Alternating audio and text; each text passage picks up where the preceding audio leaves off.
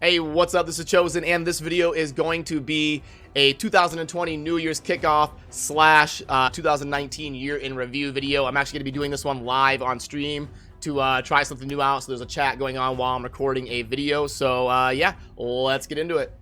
Alrighty, so yeah, first of all, I'll go ahead and pull up the offers and stuff going on in the shop today. Obviously, there is a New Year's pack as kind of the big offer going on right now. So we'll go ahead, plug this in the calculator, and see what we got here. There's a lot of mixed feelings on this one. So some people think it's a really good offer. Some people think it's garbage. It just kind of depends on where you fall in. But I'll plug it in and let you know what I think. So we're going to go with 90 brews. And then we've got silver of 1.5. And 1,000 gems, 3 days of XP, so, and then 30 ancients is kind of the big selling point here. So, okay, ends up being something that I would pay about $60 for. It grades out as a 1.86. I have adjusted my calculator just a little bit in the last day or two. It actually used to grade out as barely excellent, which I believe I tweeted about yesterday when the offer came live. So yeah, this offer is really the definition of borderline for me. Gosh, I don't know. If I do buy it, I'll probably buy it for the 30 ancients and the 1,000 gems basically, and then just stash the ancients until our next ×2 event. The problem is that we may be waiting 2 or 3 months for that to occur. So yeah, I've come down a little bit on this offer in the last 24 hours, but it's still pretty decent. It's just not amazing. And if we take out the XP brews, which are basically, you know, meh. Now we get something that's still a decent value. You know, you get the silver, the shards, and the gems, and the XP, which is a pretty guaranteed value. So, yeah, all in all, I'm okay with it. It's pretty decent value, and I come out pretty borderline on it, but I probably will scoop it up just for the 30 ancients. You know what? I'm going to go ahead and do it. I'm just going to go ahead and do it live and forget about it. I was really, you know, contemplating if I should or not. I'm just going to go ahead and do it. And wanted to make sure and crank a video out before I did that. So, okay. Then we've got this offer here, the Greater XP Brew Pack. Let's go $24.99. And we've got 2 days of XP. Okay, so they're finally putting out XPs again in their packs. 800 gems. 40 XP brews. Wow, am I missing something here? Oh, yeah, there's no 30 ancients. I was like, whoa, this offer's crazy. Yeah, so this one grades out as bad. So, a 1.15, this is one that I'll definitely be staying away from. This one should be like $15 to $18, somewhere in there. So, that one is unfortunately going to be a hard pass for me. Ooh, this one's going to also probably be a hard pass. We've got $4.99, 500 gems. Oh, did I forget the energy on the last one? See, this is good. Oh, I forgot the energy. Okay. Redo. I'll be quick. It's good that I had the chat. See, I knew it would come in handy doing a video live. Energy 500. I was wondering why that one was so bad. XP 2 and 40 brews. Boom. Okay, yeah, so it still grades out as a 1.3. Sorry about forgetting the energy. Maybe I'll edit that out. I don't know. It depends how ambitious I'm feeling. But, yeah, okay. So it still grades out as bad at 1.3, and I'll be staying away from it. It's just not as, you know, terrible as I thought it was. The special skill pack. I expect this one to not be very good because typically they value books a lot more than I'm willing to pay in terms of retail value. Okay. Hey, thanks for the sub, Keladriel. Appreciate that. 500 to 3 and 3 legendary tomes.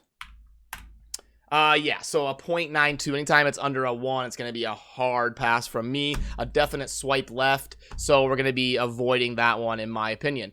Conqueror pack, same old, nothing to see here. I'm still waiting for the $5 ones to come back. Speed set is this offer's pretty good in terms of gear sets. This is one of the best you're gonna get. $20 for a full set of 5-star legendary speed, which is, you know, arguably the most, you know, widely used set in the game. A pretty good value if you have it in your budget to gamble on, you know, some gear and spend some money on raid. This one's a pretty good offer in terms of how the gear packs come in line. So All right, and then we've also got the events live right now. We've got the champion training event. I've gone over that in a previous video. This is kind of like the month-long daily, daily limit, champion event. Make sure you're focusing on that so you can get your sacred shard at the end of the month. And then we've got the Dungeon Divers event going live. A pretty standard Dungeon Divers. One thing to note, you do get credit. It's based off of finding artifacts, so you can kind of double dip. You can farm XP, and the artifacts you get from the campaign will count towards your Dungeon Divers. So you can double dip on this and farm XP and Dungeon Divers at the same time. That's kind of the route I recommend to go for newer players. So now let's get into the 2020 part. It is New Year's Day. It is January 1st, 2020, and let me go ahead and pull up the year in review. So yeah, I was going over this live on stream last night and taking everybody's recommendations of what kind of went on in the year 2019. So this was kind of the list that we compiled, and I'm going to kind of go over and let you know everything that was new in 2019 for Raid. Raid basically came out at the end of 2018, and I believe it went like officially live, like global launch, in the beginning of 2019. I think the beta was like 2018. So really, we're only like 1 year in of like actually playing Raid. And me myself, I've only played Raid for like 8 months. So I didn't even start until like April of 2019. So I haven't even hit a year yet. So definitely a lot of stuff going on here. And I'll just kind of go down the list here. So we had a lot of fusions in 2019. We started off with the Surnicc Fusion.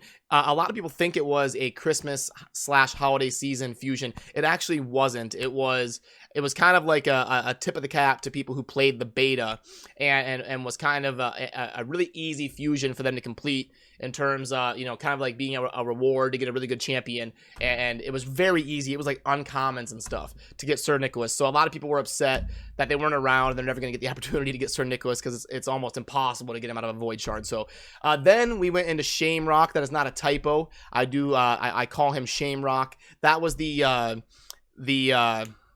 St. Patrick's Day fusion, and this is actually like right before I started playing, and so I never got Shamrock until I pulled my second Sacred Shard, and then I was lucky enough to summon him as one of my first two legendaries. I went War Mother and then Shamrock, so I had a lot of fun with that, unfortunately. But yeah, we also got the Rosin permanent fusion, which is a huge plus. That was a great job by Plarium. Rosin's one of the more generally useful legendaries in the game that can be used basically anywhere. So it's very good that new players have the option to fuse Rosin. I wish that would have been around when I started. It was not. So I had to get Rosin the old-fashioned way, by pulling shards. But I would have definitely rushed towards fusing him if I was a newer player. The Broadmouth perma, that's an epic, but it wasn't really a big deal, and no one really fuses him anyway. Then we had the Foley Fusion debacle. It was like a massively difficult event for a pretty meh legendary. Foley's not like absolute garbage, but he's also not like good. So that was a huge debacle. Then the Maui Tankard Fusion. Maui's a pretty good champion. She's got some good utility, and that fusion went over pretty well. The Sakara and Alika Fusion, the two Barbarian Sisters. I think that was the first event that I didn't even participate in. Sakara is a lot better than Alika in my opinion, but all in all, the event was pretty meh. Then we had the Brakus Fusion. That was the second event that I never did. I kind of loosely went for him. I couldn't get one of the champions. I did like 700 Fire Knight runs. Could not get the champion that I needed for the fusion, so I gave up on the Brakus Fusion. And then we had Harvest Jack, which I do think they did a good job with Halloween. We had the Harvest Jack Fusion. We got Madame Ceris and Miscreated Monster. Both are very cool epics that fill a very unique role. Miscreated Monster is amazing. He's basically a legendary, and Madame Ceris is a very good epic, coming in as a void and having some good utility. And Harvest Jack is also very good, like dungeon CC'er. He's amazing for faction wars, and pretty much gonna be good anywhere except for like the clan boss. Then we had the Torment Fusion, which he was kind of designed to break up the speed arbiter meta in the arena. He kind of was released in junction with Platinum Arena. Torment and Hegemon, both new champions that were kind of designed to mix up the meta and give people options besides speed and counter the speed. So Torment is kind of in the process of being reworked. He's a little bit too strong. He's dominating like gold 4 and platinum, which I mean gold 4 is as long as you have a good team, you can basically farm gold 4. But Torment was definitely running roughshod in and Platinum. So now let's dive into all the stuff besides the fusions that came out in 2019. And let me clear my throat here. Recording video live is a lot different. Okay, so the YouTuber avatars. So if you didn't know, Plarium made some avatars for a few of the content providers, and I pulled them up here on a little picture to see all 4 of them. We've got Kizzle on the far left, and then on the second one we've got Stu Gaming, and then there's me kind of in the middle, Chofly Mobile, Chosen, and then we've got on the right Darth Microtransaction. So pretty cool gesture by Plarium to make these for us, and it's definitely fun to see kind of how they turned out. So I thought I would throw that in the video. We got Amazon Prime. This actually came through recently, so if you have Amazon Prime, you're going to be able to get some free rewards. I think there's 3 champions. They're all pretty decent, Vala and Ultimate Galek and the other one. And then 6-star artifacts actually came out in 2019. Artifacts used to max out at 5-star, and there were no legendaries. So the best, gear in the game was 5-star epic. Now we have 6-star legendary. So that was pretty cool. We also got the Dwarves Faction. The Dwarves, they keep kind of slowly adding. They had a Maui Fusion, a Torment Fusion. They're kind of slowly adding Dwarves in and, continuing to flesh it out. Faction Wars was a big one. And, the kind of consensus around the community is that Faction Wars is okay, but there was a lot more potential there. They do continue to work on Faction Wars, balancing it and balancing glyphs and stuff. So, on that note, I do think glyphs were amazing. I love the mechanic of glyphs. So I think they hit a home run on that. I think Faction Wars was a little bit underwhelming, but I'm glad they're still working on it. We also got the Ultra Nightmare boss. Nightmare used to be the toughest boss for clans, and adding Ultra Nightmare was definitely a good move. I was kind of against it at the time, but I was wrong on that, and it turns out that Ultra Nightmare was a good addition to the game. But back when I was against it, there wasn't glyphs or like 6-star legendary gear, so the power creep of the game has gone up a little bit and made Ultra a little bit more realistic of an end game goal. War Master and Giant Slayer rework, those are the tier 6 masteries that you're going to be using against the clan boss. It used to be like your only option was to use champions that were good with Giant Slayer, which is the multi-hit, procking Giant Slayer. They added War Master to give a chance to those champions that can only attack once, so that you're not pigeonholed in the meta. The Weaken rework. Aethel used to be the god tier starter because Weaken used to actually make your poisons and HP burns do more damage. It does not anymore. It only affects your actual hits and your Giant Slayer War Master procs. Executioner nerf. Executioner used to be a godly, rare champion, and people were kind of maxing him out first and using him to farm everything. They nerfed him a little bit and brought him back into line for being a rare. The roadmap fail. We were supposed to get, it is now officially a fail. I can call it that. They released a roadmap saying, this is all the stuff we're going to get by the end of 2019. There was supposed to be like a 3v3 arena and a bunch of stuff, and we only got about halfway through. We got the glyphs, the platinum. We haven't gotten the season pass or the second clan boss or any of the other stuff that was on there. So we can definitely call that a fail now because it's 2020, but hopefully that stuff is coming soon. We got Fear, True Fear, Veil, and Perfect Veil. Fear and True Fear are amazing CCers for dungeons. Veil and Perfect Veil aren't really used a whole lot, and it's a little bit underwhelming of a buff. Platinum Arena, I think is kind of underwhelming. I don't think it's worth it. I don't think it's worth the grind. I think you're better off just speed farming gold 4 instead of pushing yourself to be up in plat, but hopefully they balance that and make it worth it. The Arbiter Missions, when I started playing, it wasn't even an option to finish your missions to be able to get the Arbiter. They had to add that in, but they did flesh that out, so now you're able to kind of beat the game and get your Arbiter. Gem Potion Keeps unlocks, so now you can unlock the gem keeps with, or not the gem keeps, the potion keeps with gems. It's like 100 to unlock it, or 200 for the Void, and that way, if you're desperate to get potions that day, you can do it. That wasn't an option back when I started. Gem Masteries. This is ridiculous. I wish this was around when I started playing. I would have definitely invested in gem masteries for my first Minotaur team.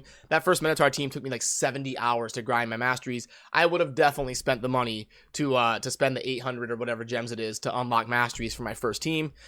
Desktop and PlariumPlay, this was another big one. It helps you with, auto clicking overnight, lots of better FPS and graphics. The better FPS actually yields better speed runs. So if you have a dragon run that's taking like 3 minutes on mobile, you play max FPS on the PC. Now that 3-minute run will probably take about 2 minutes and 40 seconds. So it does help a lot. Let me get another drink here. Level 20 dungeons. So now this was a really big addition because the game used to max out at level 15 on everything. It still does for like the potion keeps and stuff, but level 20 was introduced with 6-star gear and also legendary gear as well. So help give players more of an end game to progress to. Auto battles was a really cool addition. I would have implemented it a little bit differently than they did, but it's basically a campaign feature where you can automatically play every day. We've had Plarium playing around with 10x summon events and 5x faction events. They did that with like the undead, and then they've done 10x events with like Skull Crown Venus, Gore Grab Biggin, Ceres, and Cupidus. I think there was a couple other ones as well. Global champ events, these were pretty cool in some people's opinions, and then some people were really against it.